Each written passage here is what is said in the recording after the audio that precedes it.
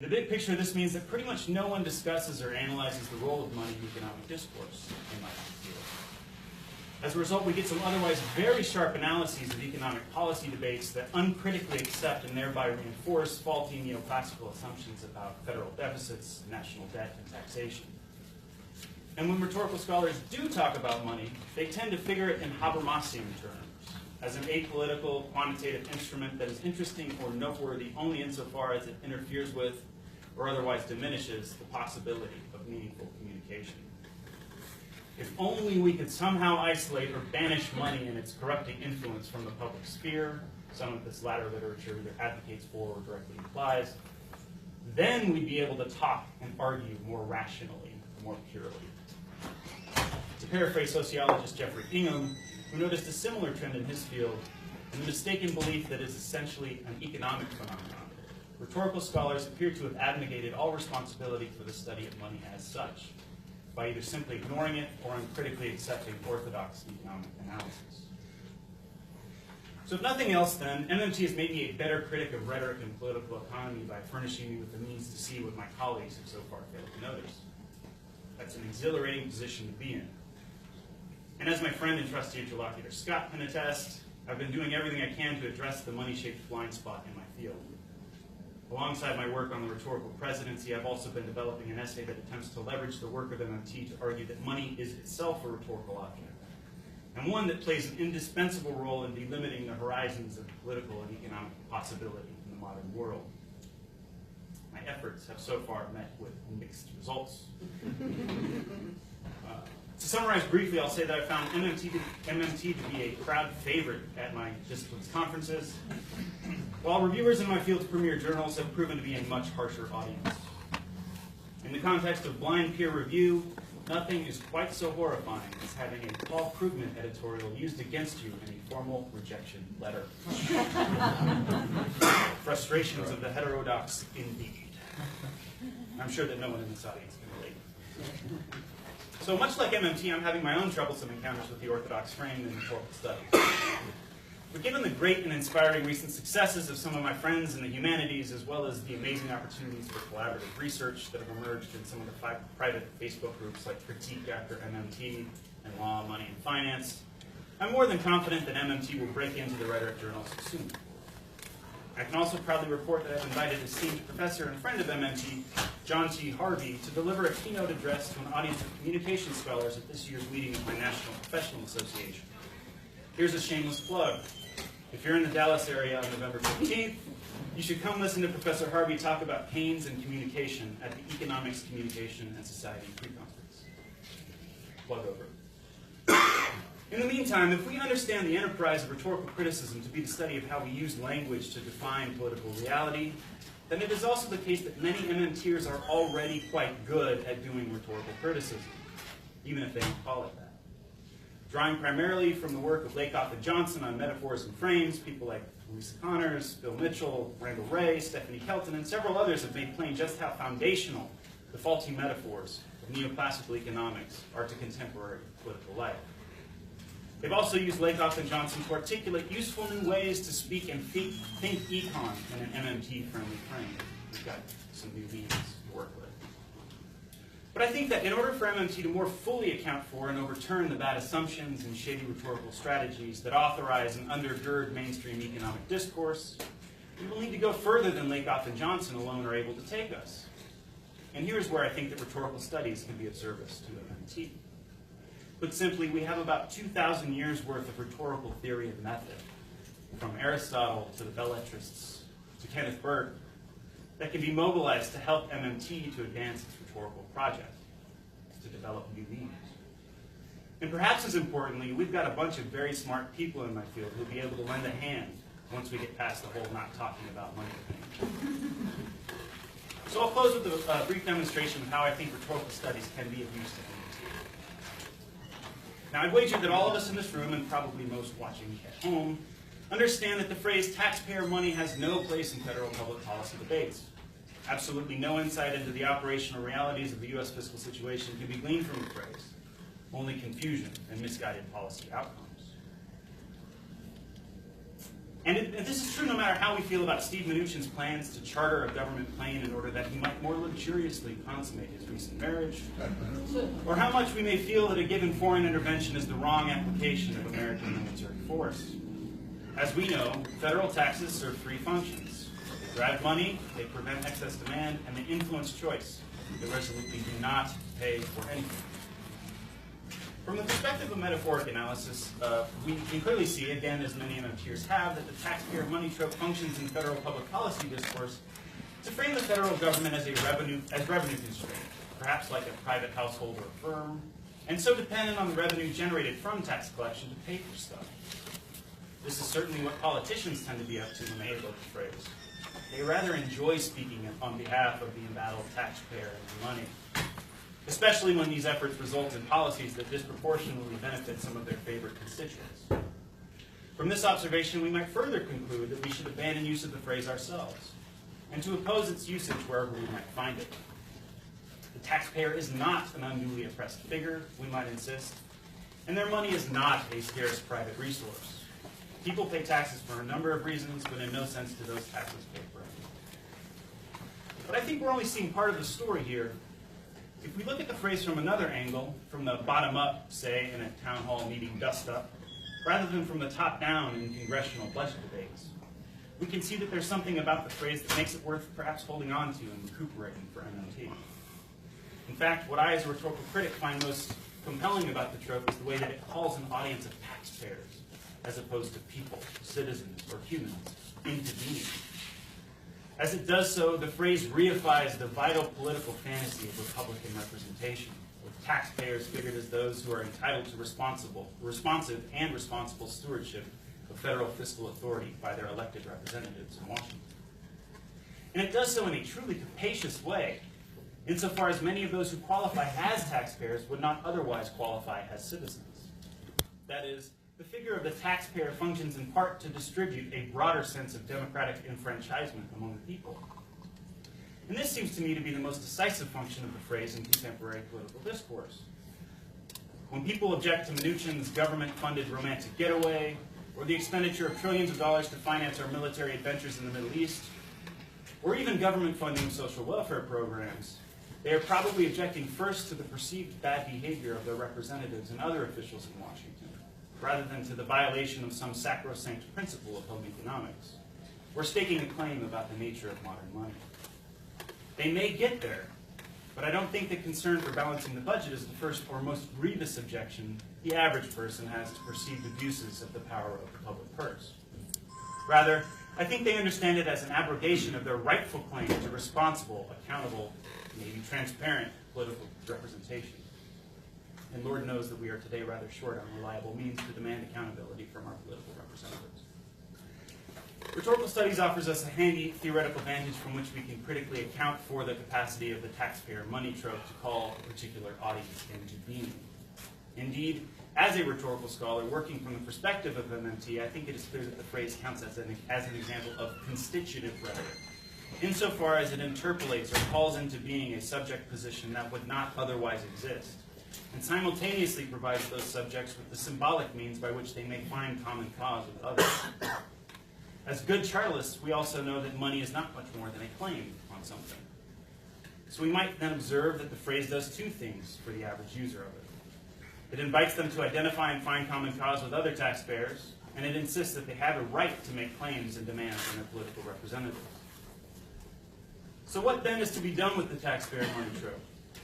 I don't have a killer alternative phrase to offer you today, but what I will say is that I think it's important as we move forward with developing a new economic grammar with MMT inside, we need to do so in a way that is careful not to diminish or alienate people's claims to responsible representative government.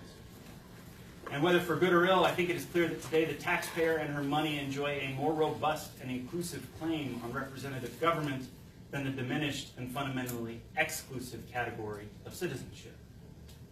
Insofar as the taxpayer money trope provides citizens with a reliable symbolic resource by which they may call into question ways that their representatives engage with and exercise what MMT reveals to be the nearly boundless power of the public purse, then perhaps the tax is not to dispose of the taxpayer, but to further empower her. Thank you.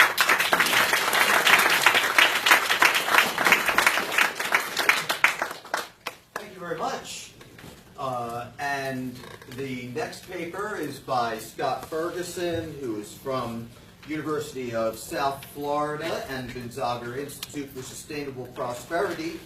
And Scott today is speaking on maintenance art, modern money and the future of the aesthetic. I am, although I have taken the first part of the title away because I decided to focus on another part of the talk. So now it's just called Modern Money and the Future of the Aesthetic. And I'll say that this is a theoretical talk, a theoretical historical talk. We were in an earlier panel, and there's great desire for the bumper sticker, and I'm all for the bumper sticker, but we in the humanities, we like to complicate things too.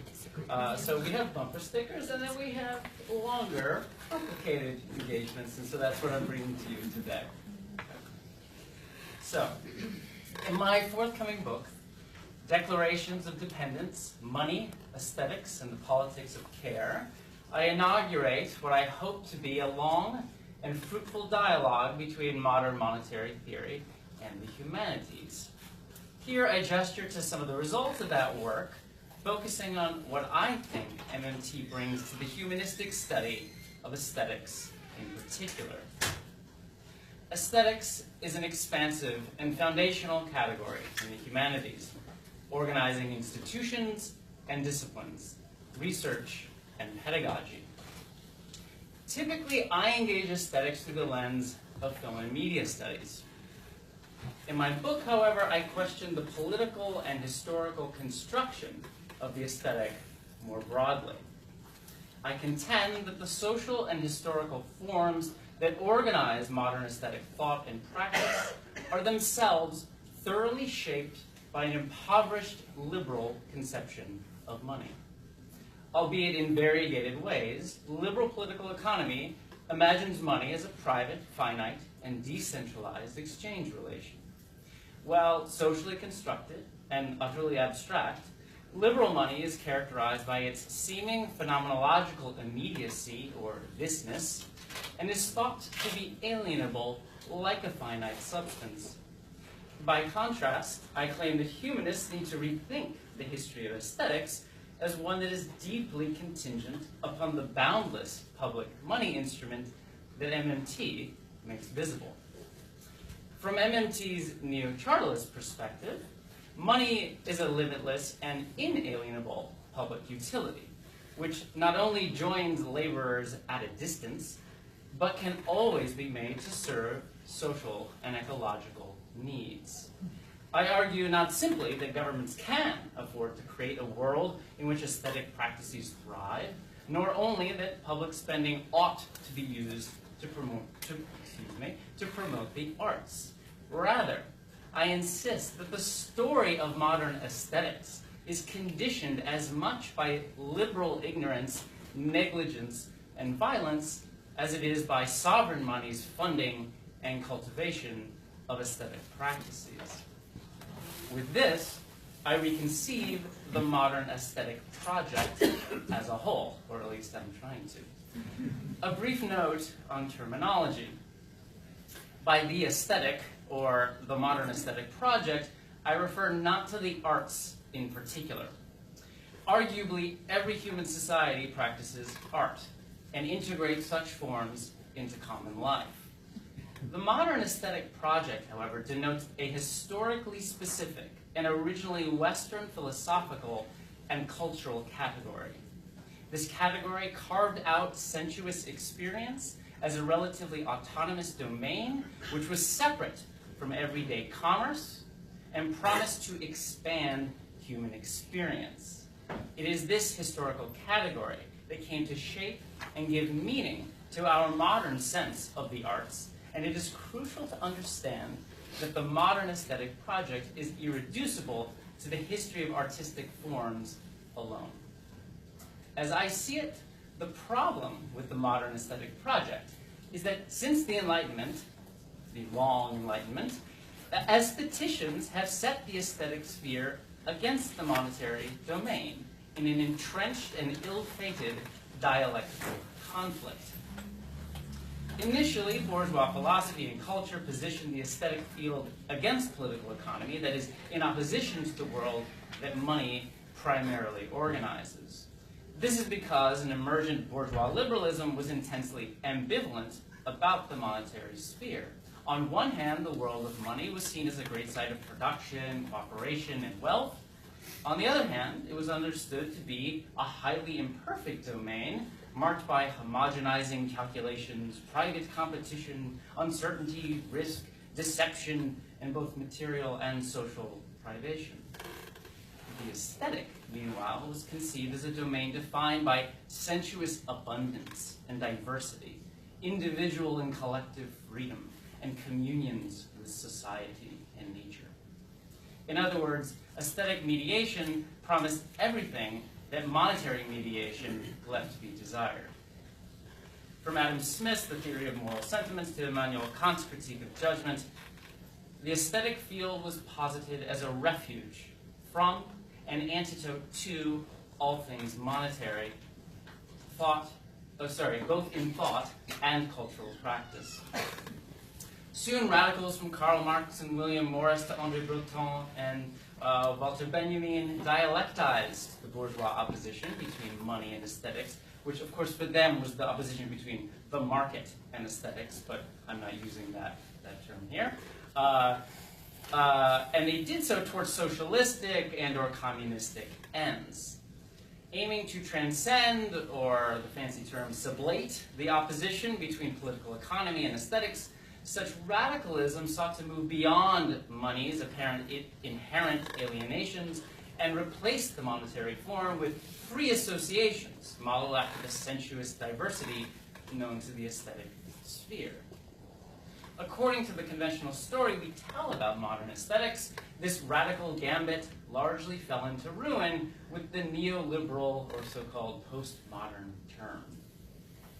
During the neoliberal era, capitalist spectacle and simulacra increasingly subsumed aesthetic thought and production, realizing radicalism's long-sought sublation of money and aesthetics on capital's terms.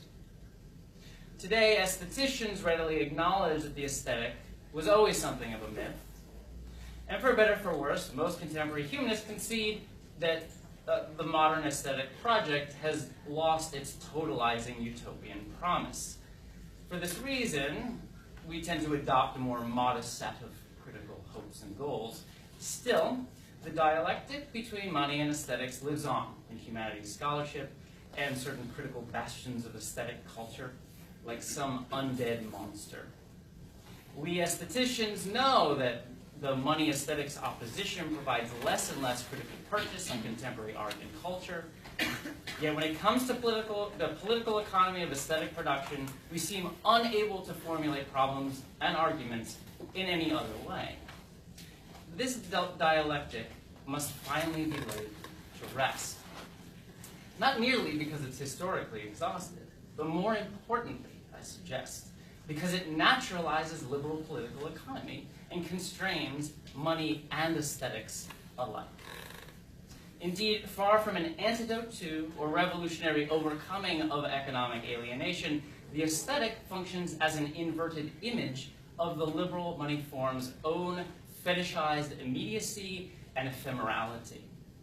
The aesthetic project mirrors liberal money's decentralized, finite encounters, only in a redeemed and apparently salutary form.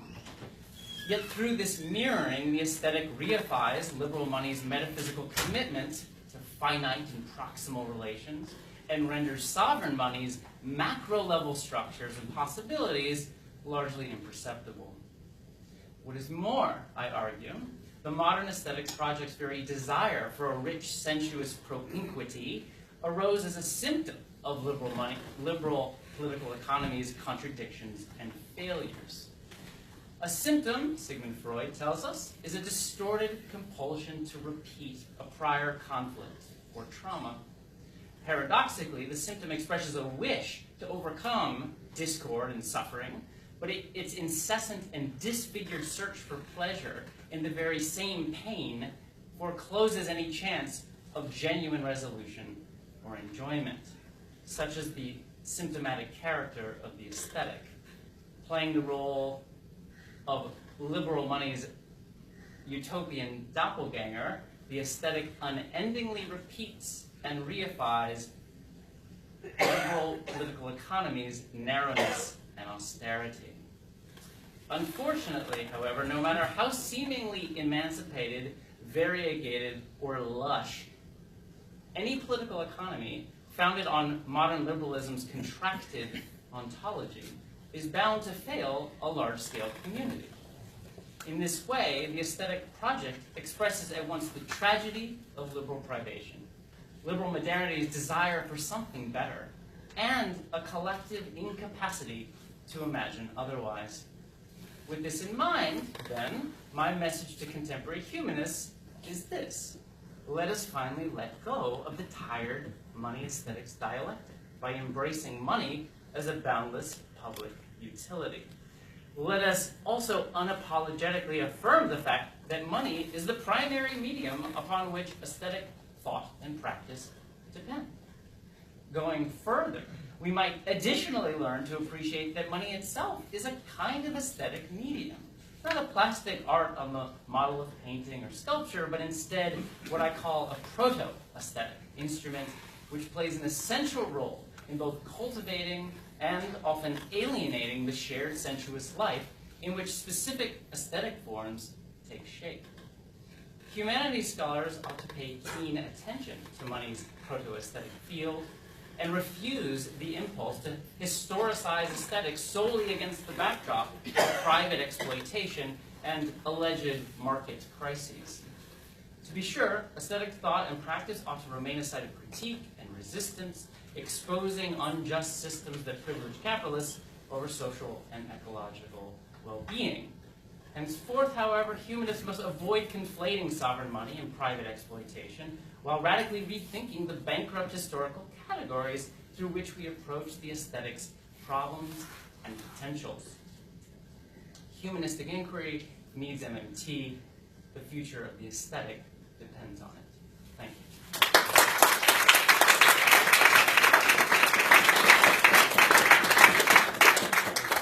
Thank you very much.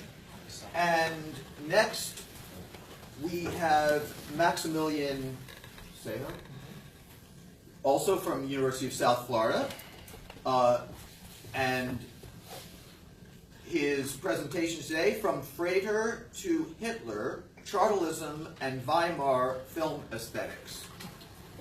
Hello, everyone. We are here at this inaugural conference on MMT because we recognize that MMT allows us to reorient public life in ways that reveal the potential for government expenditure to support and provide for us all. Yet this realization also gives us a methodological tool that can be used to recontextualize and rethink our shared history. MMT is not just pivotal to understanding political economy and policy. It is crucial to understanding a wide range of academic disciplines. For example, my research on Weimar film and culture reorients the ways in which political and economic circumstances interact with the aesthetic of cinema. The history of film is a story of mass media culture that was developed within the context of an orthodox understanding of money and economics. Film history takes for granted orthodox explanations for unemployment, hyperinflation, and the apparent scarcity of public funds. And this distorts aesthetic interpretation. It is a field ripe for a redefinition, and as chartalism is applied to the events of film history, previously uninterpreted insights begin to reveal themselves. To understand the aesthetic of cinema, we must first understand its historical, political, and economic context. It begins with the Treaty at Versailles. The effects of this treaty are best described by our friend John Maynard Keynes in his 1919 book, The Economic Consequences of the Peace. He writes, "It was the policy of France to set the clock back and to undo what, since 1870, the progress that Germany had accomplished. By loss of territory and other measures, her population was to be curtailed, but chiefly the economic system upon which she depended for her new strength. The vast fabric built upon iron, coal, and transport must be destroyed." The result of the destruction of both German productive capacity and German political sovereignty was the infamous Weimar hyperinflation. Negative effects of the inflationary period persisted until the adoption of the Dawes Plan in 1924, which returned a modicum of economic sovereignty back to the German state. Austerity followed, and the deflationary stabilization of the German Center Party led directly to the rise of Hitler and the end of the Weimar Republic.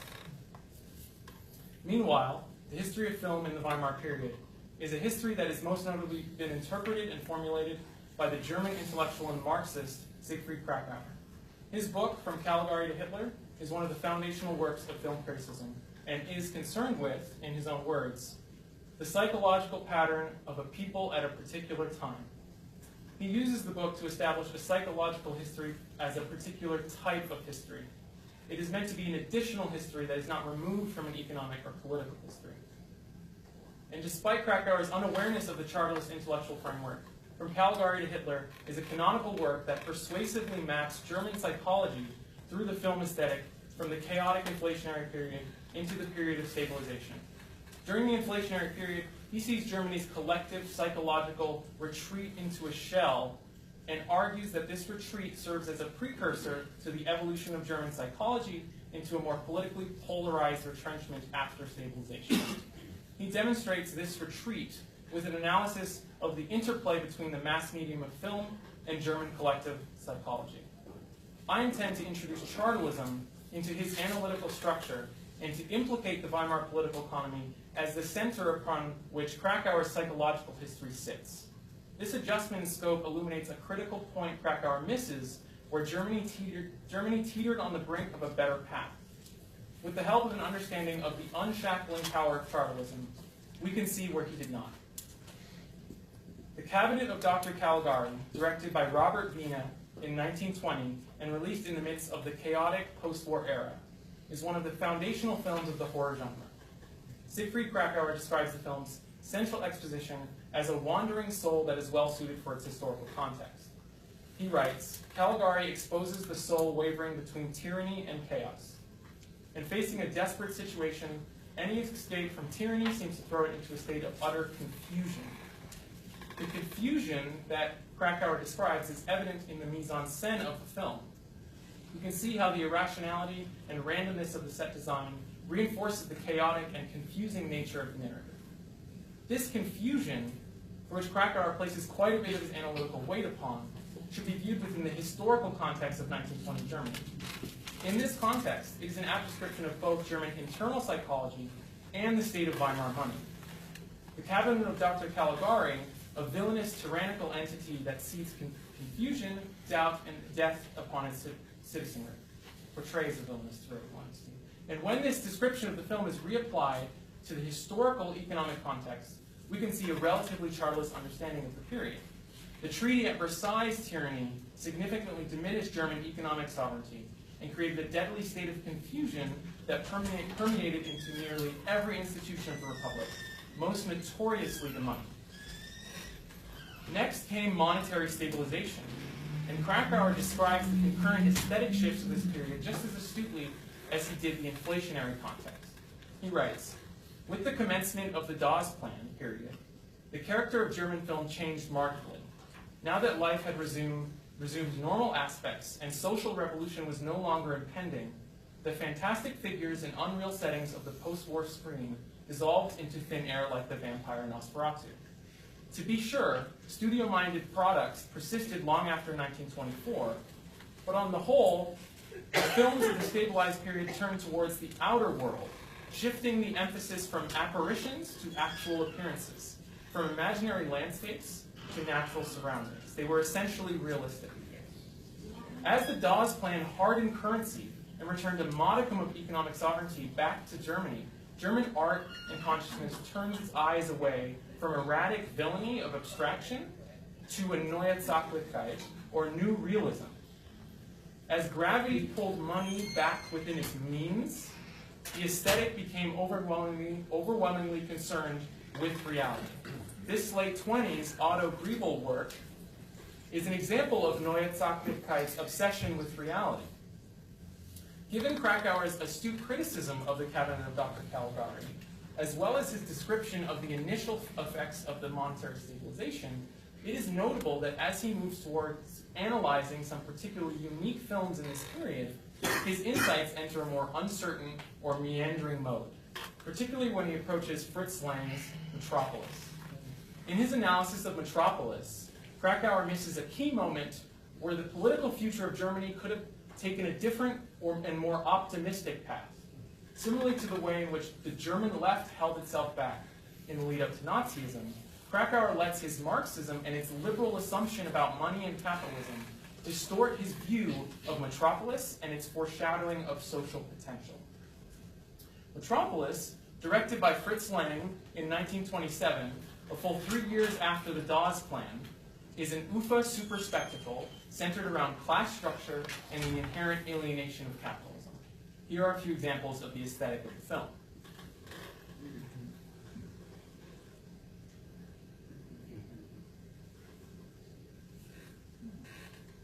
The plot of the film, which is often maligned for its seeming incoherence, places Frieder, the son of a wealthy factory owner, as a sympathetic third party that can bridge the differences between labor and capital.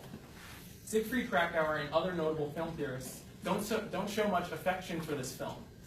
Their concluding interpretation of Metropolis is that it is a sort of tech demo that makes some calls to Marxist ideals, but that doesn't really cohere into a compelling story or concluding message. Krakauer writes, in Metropolis, the decorative not only appears to be an end in itself, but even belies certain points made through the plot. Similarly, noted film theorist Tom Gunning echoes this sentiment when writing in his book, The Films of Fritz Lang, about a conversation he had with Berkeley film theorist Anton Kayes. Anton Kayes has also proposed to me another approach, that Metropolis is conceived basically as a series of sensations, a film of disparate attractions rather than narrative integration, and that Lang simply didn't care that much about pulling it all together into a final satisfying coherence. The final tableau would be a cinematic equivalent of the Looney Tune approximation of closure. That's all, folks. I find that this view misses important elements of the way the narrative and aesthetic of the film interacts with the historic context of Weimar circa 1927. The polarized stagnancy of politics and the newfound stabilization of the economy coincides quite clearly with the rational and stabilized aesthetic of the film, as well as the film's blatant narrative takeaway. To focus on the aesthetic for a moment, you'll notice that there's a rational physicality to the set design. From the boundary of the iron bars to the right-angled edges of the buildings, to the hyper-focused attention on physical contact. The film has an intense focus on aesthetic rationality and realistic physicality. On the left, you'll find the building as depicted in the cabinet of Dr. Caligari, where the image on the right is from Metropolis. Notice just how realistic the building from Metropolis is. It looks like a modern skyscraper. When compared to the building on the left from Caligari, it is rational. The rationality is a perfect representation of Germany's cultural shift away from more expressive style, like in Caligari, to a new realism that can be directly tied to the economic policies set forth in the Dawes Plan of 1924. This leads me to the film's narrative conclusion. The overarching moral of the plot centers around the idea of mediation. When two zero-sum interests are at war with each other for power, the only way to limit universal destruction is through a mediating force that can reconcile the discrepancy in interests between the groups. This moral is so didactically represented in Metropolis that Lang goes as far as to literally say, the mediator between the head, capital, and the hand, labor, must be the heart. The essence of what Lang is critiquing in Metropolis is a zero-sum conception of society. The idea that we must either rid ourselves completely of a market economy or be completely oppressed by the surplus value-draining force of capitalism. The thing that makes Lang's critique especially interesting, is both that its narrative force contradicts its aesthetically hardened mise-en-scène, and that he was also right to say that mediation could break through polarization. Hitler famously appealed to both German business interests and the impoverished German worker. He was the ultimate, if devastating, mediator. To completely understand why these three esteemed film theorists missed the seemingly obvious analysis of Metropolis' narrative, we need to look toward the economic context of Hitler's rise to power. In his paper entitled German Socialism and the Crisis of 1929-33, historian Robert Gates lays out two different anti-depression strategies among the German left in the lead-up to Hitler's rise to power. The Depression hit Germany hard, and Heinrich Brüning, the Center Party Chancellor of Germany from 1930 to 1932, preferred crushing austerity to welfare assistance. And as it turns out, austerity only exacerbated the economic pain that Germany was going through and crippled political support for German centrism. This resulted in an inevitable election battle between the German left, the SPD, and the German right, the Nazis. In the lead up to this election, the intra-left debate regarding the SPD's anti-depression policies could be seen to formulate two dominant interest groups, the free trade unionists and the Marxist intellectuals. There were definitely some intellectual overlap between the two, but with regards to political strategy, the two groups differed quite a bit. In 1928, the Free Trade Union opened their Hamburg Congress with the following proclamation. In the period when capitalism was completely free, no other alternative to unorganized capitalism appeared conceivable than the socialist organization of the economy as a whole. For this reason, it appeared hopeless and senseless to change anything having to do with the despotism of the capitalist system. Until the violent overthrow of the social order took place, everything would have to remain as it was. That was the prevailing attitude. Then, it gradually was seen that the structure of capitalism itself was changeable, and that capitalism, before it is broken, can also be bent. The free trade unionists were offering an alternative to the rigidity of unilateral anti-capitalist revolutionism in favor of a market economy that can be bent into a fairer system until that system itself can be dismantled more gradually. This strategic position ended up producing the WTB plan of 1931, a sharp rebuke of the deflationary policies of Brüning, and as German academic Michael Liebig describes it, it was a concrete program for combating the crisis within the framework of the German economy, the central feature of which, the employment of 1 million unemployed in public works, is the employment of 1 million unemployed in public works projects. It was a new deal for Germany, but the SPD balked at it. Fritz Naftali, an SPD insider and economic advisor, channeled the thinking that led to the SPD's opposition to the WTB plan. I don't believe that we can do very much, nor anything very decisive from the point of view of economic policy, to overcome the crisis until it has run its course. When prosperity had developed so far, so disproportionately, and so unchecked as it is now normally allowed under capitalist conditions, and as has occurred in recent years on a world scale, then it is hardly possible to stop the crisis during its actual progress. For then, the crisis, with all its destruction of the value of capital, with its changes and shifts of purchasing power, is a means of correction which must necessarily be accepted. The position of the SPD was that the Depression was a problem of capitalism, and that any attempts to solve the economic crisis would ultimately be fruitless. It must run its course, and we will be even better off after the fact. The Marxist intellectuals, like Naftali, won this debate, and the SPD ran on a policy of banking and heavy industry nationalization. The socialists of the crisis did not heed Fritz Lang's warning. They didn't seek to mediate the negative effects of capitalism through a productive approach to the crisis. They instead limited their political options and saw the suffering in the German economy as structurally mandated and that a problem that could not be fixed. Their failure as an opposition led to extraordinary levels of death and suffering in the Nazi era. They failed to prevent a wound that affects our culture to this day. Why did Krakauer and others miss this narrative? Why did he not see Metropolis as an important yet unheeded warning? In his introduction of his canonical work on Weimar cinema, he writes, "This book is not concerned with establishing some national character pattern allegedly elevated above history, but it is concerned with the psychological pattern of a people at a particular time." As he says himself, he was not interested in the establishment of a national character pattern, a guiding principle that can reorient the way in which we see historical aesthetic events from both above and within their contexts. I'm interested in doing just that. I see chartalism and the codification of money as the central socializing tool, as a method from which new historical and aesthetic insights can be revealed. Our new leftism needs cultural canon, a guiding aesthetic understanding. Let's focus this canon around a new theoretical understanding of society, modern monetary theory. Thank you.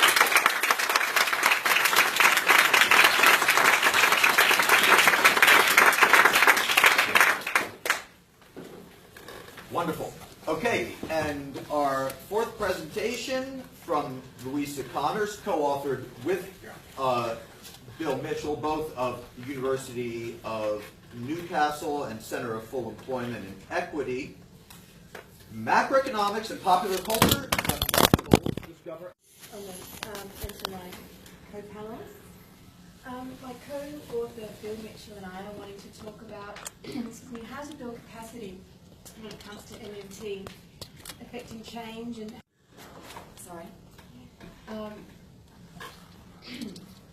and how books and culture should in general be part of this. This relates loosely to our work in framing, but also to some pretty radical transformations that we're seeing on our doorstep and the debates that are accompanying these changes. So we're talking about this with there are some quite challenging novels, probably most famously we need to talk about Heaven. And I have to say I had quite high expectations of the novel and was pretty disappointed. So this is roughly the outline of the talk. Why we want to argue that cultural production matters, some critical frameworks, a bit of a summary of the novel, what it gets wrong, how we might fix it, and what the implications of this would be. So we're all too familiar with the misinformation that dominates public discourse about macroeconomics and public policy. And the effects of this misinformation are not trivial. Popular culture or cultural production, we see it as absolutely critical. And while there's some who argue that culture and fiction shouldn't be politicised, we see the need for better economic literacy as so important, and that cultural production is contributing to the paradigm shift that needs to happen to achieve these improvements. We also see cultural production as being a kind of litmus test, as a good indicator of knowing when the word is finally getting out there, that people are sort of understanding MMT and what it entails. So I'll talk about the Australian context, because that's where we're from, on the understanding that it's relatable. We see the impact of economic illiteracy wherever we care to look, and at all levels of government, local, state, and national. And it's very real consequences for our lives in terms of critical things like housing affordability, healthcare, education, environmental sustainability, accessibility, and infrastructure. The difficulty lies in getting people to join the dots, and books like this one absolutely don't help. So, to provide some local context, in Newcastle where we live, the local government is extremely proud of the fact that the value of approved development has climbed from $462 million in 2013 to $1 billion in 2017. But in our town, around 30% of all households are in the lowest income quartile, and in spite of the boom, there is less and less affordable housing, and homelessness is an increasing problem.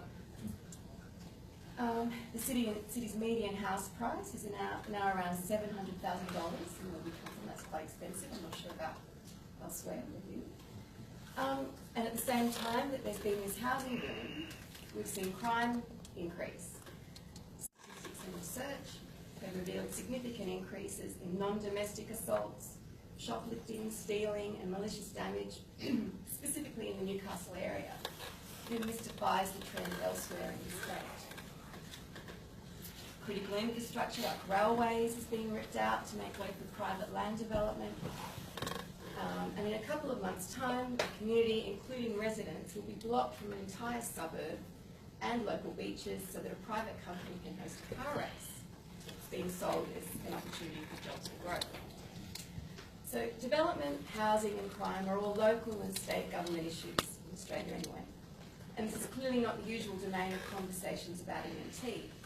But in the absence of any overarching macro framework, we are seeing our cities transformed in radical ways that entrench inequality, in large part because the national government has stepped away from any direct engagement in the issues that significantly impact on both lives.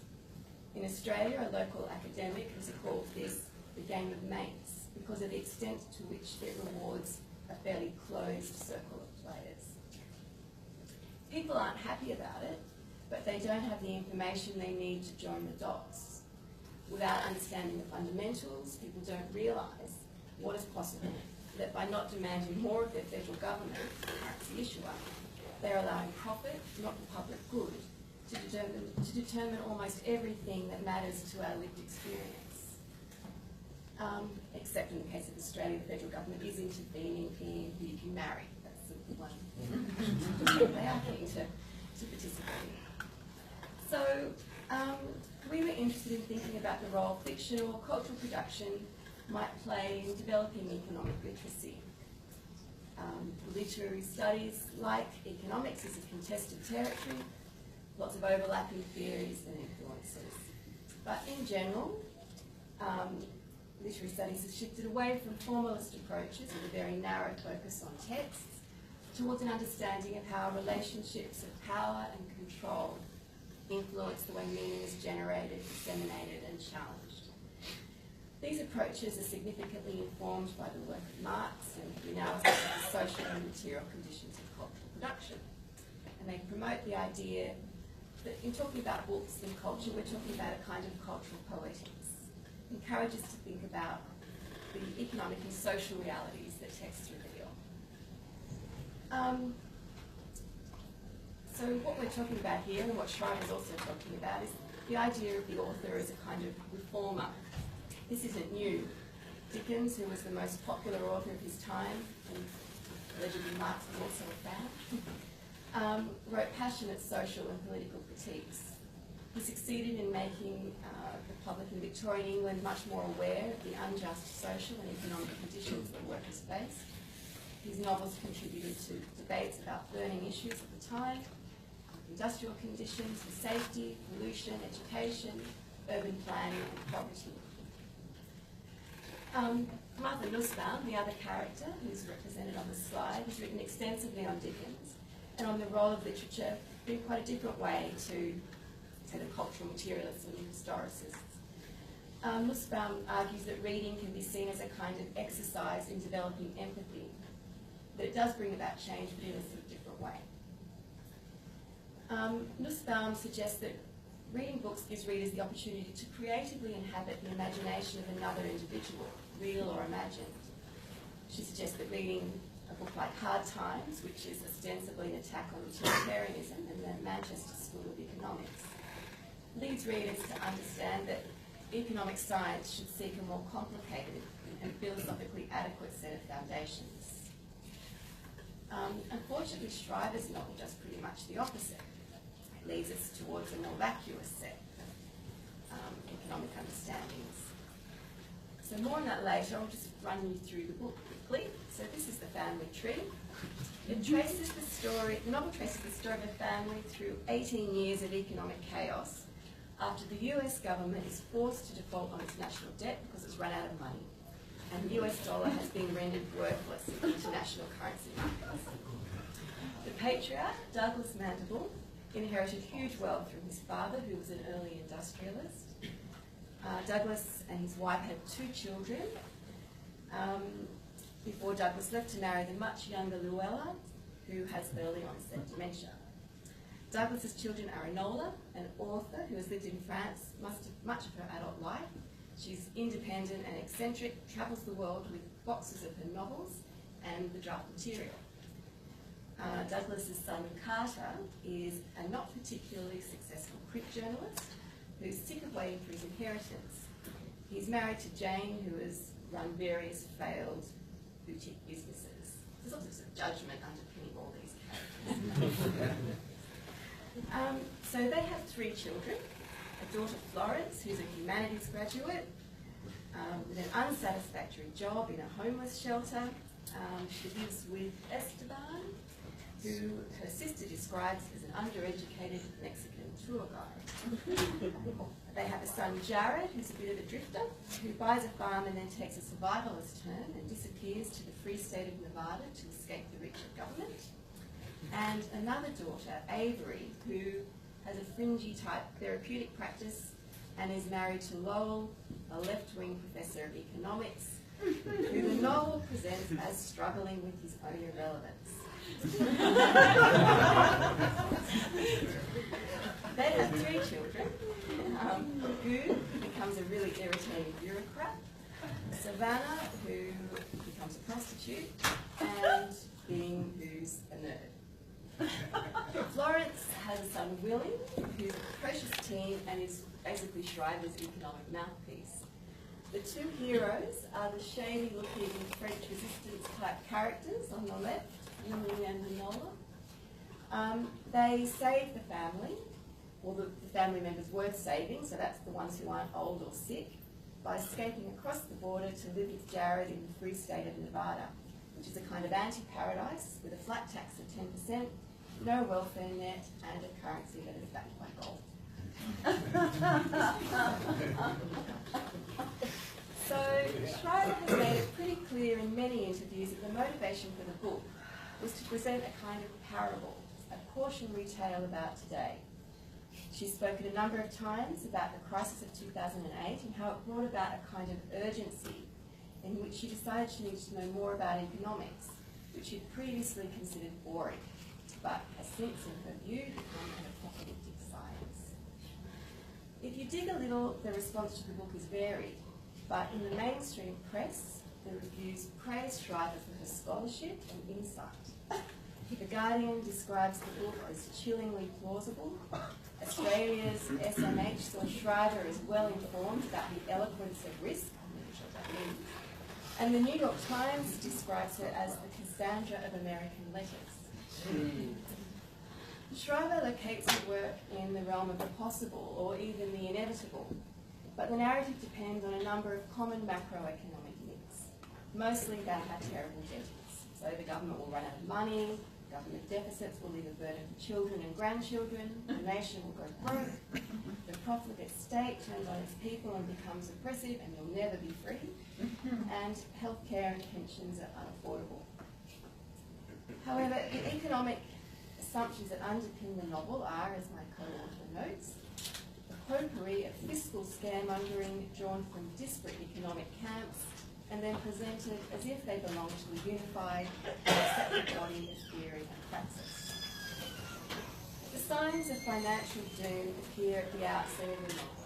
So there are water shortages, which lead people to do runs on supermarkets. Unemployment's high because robots have taken on so much work. Barclays goes bust and Ed Ball's government can't bail it out. France can't roll over a tranche of maturing debt. US bond markets start behaving strangely. Bid to cover ratio is described as weirdly poor, and the yield on a 10-year note goes to 8.2%. Smart characters move their money and their investments out of the country. They transfer cash into a foreign currency as the government implements an asset freeze and all gold must be forfeited. Hedge funds in Zurich and Brussels reduce their dollar positions to zero and move into gold. And Putin introduces a new reserve currency, the Bancor, and foreigners start selling off the US dollar. So, let's start. Misconceptions that Shriver has drive the narrative are listed there. The consequences for the Mandibles are serious. They lose absolutely everything. They become destitute, and the entire extended family joins thousands of other displaced residents sleeping in a shantytown in the local park after being evicted from their home. The family patriarch shoots himself and his wife so that the younger generations of Mandibles are unencumbered. The surviving family members eke out an existence until we flash forward 9 years to 2047. By this time, Willing has made it back to the family home. He has an unsatisfying job and a chip in the back of his head that the government uses to tax residents. All newborns get one of these within an hour of birth. Life is so unbearable that Willing and Nolly hatch a plan to follow Jared and escape to the free state of Nevada, even though defection is the only crime that remains a capital offence. To cut a very long story short, they succeed.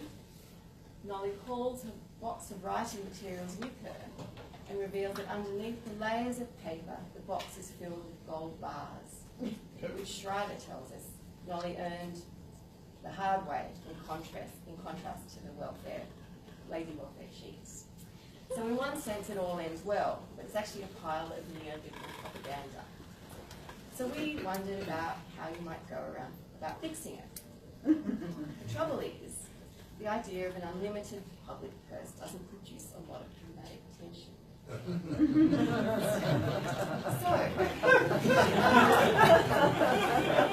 Imagine Jeremy Sanders is elected to government and implements sweeping economic and political changes. Willing finishes high school, goes on to university, takes advantage of new and well-remunerated career opportunities in laboratory research. Florence, Willing's mother, doesn't die when she scratches herself on a barbed wire fence because a well-funded public research and education sector has developed effective ways to deal with antibiotic-resistant bacteria, and the USA has introduced universal healthcare.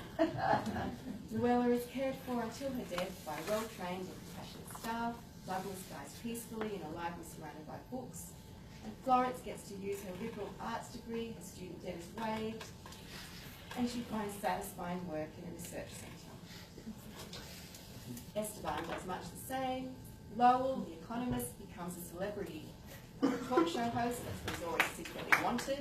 Savannah becomes a congresswoman. Her colourful past is known about, but this doesn't hinder her career progression. Bing is from Bing, so we just left him in charge of taxation. So this book could and should have been different, and its reception ideally should have been more critical. Shriver, like many people, is hostage to a set of moral assumptions about debt and mythical assumptions about economics. She takes all of these things to their illogical conclusion, and the novel becomes another voice in a misleading chorus. In doing so, she adds to the rhetoric of fear and furthers a paradigm that we know to be false.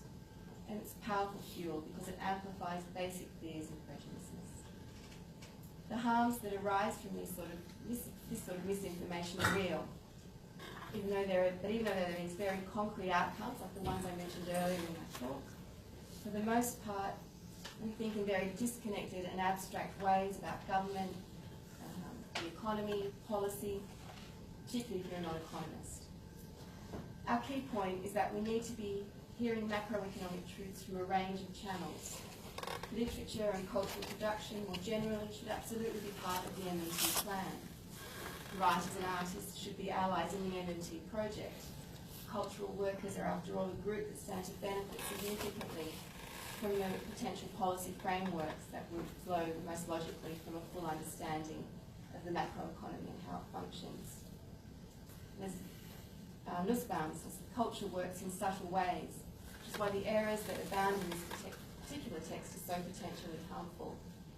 But subtlety can also be a strength, working at a level that politics, and with as many conflicts, in the same way that academic arguments are also conflictual, cannot.